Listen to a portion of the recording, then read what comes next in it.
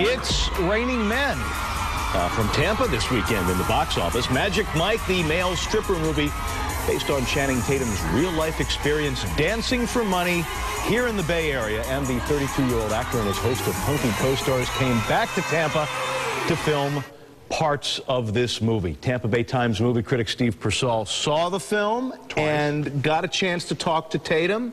How was it? You know what? It's a fun movie. It's not what you expect it to be. You walk in sort of thinking it's going to be as cheesy and as campy and as crass as Showgirls. It comes out to being a little bit something closer to Boogie Nights in terms of those movies that deal with seedy, seamy occupations. Steven Soderbergh, Oscar-winning director, right. He knows how to tell a good story and get into the characters. He works well with male relationships, if you remember the Ocean's 11 movies and stuff. So you get a little bit of that in here. It's not a great movie, but it is a lot better than I thought, and it's one of the best times I've had this summer. Now, way of full disclosure here, I should admit that I met my wife at one of these such performances.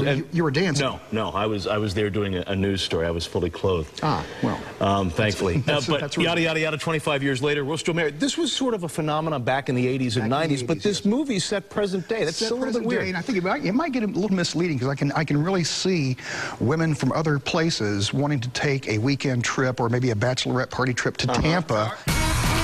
Entrepreneur, stripper, stripper, entrepreneur. Either one. I was hoping this was all a joke. It's pretty funny. I'm just trying to figure out why stripping. Women, money, and a good time. And this is one of those. It's kind of got the campy stuff. It's kind of got the fun aspect of it. But it's not unsettling for guys to go to. No, I don't think so. I think it's going to be a great date movie. Because you remember back from the days, there was no better place to meet women than after as your wife, than after these shows. So we'd wait out in the parking lot until they opened up the doors, or the ladies came out, or they let us in, and they were warmed up already. So yeah, I think it's going to be a great date movie. And also, these guys are not pretty boys. They are men. They're macho types of people. They're the kind of guys you'd like to go have a beer with, and hopefully they'd have a few more clothes on, doing it.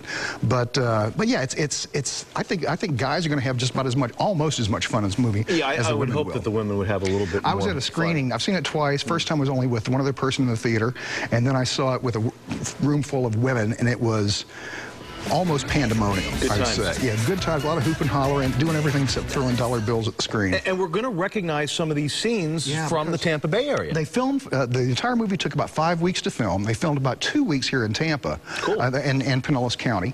So you see a lot of Ybor City, the amphitheater, 7th Avenue. The club that they filmed at, the exteriors at, is actually Wilson's Sports Lounge on 4th Street North in St. Petersburg.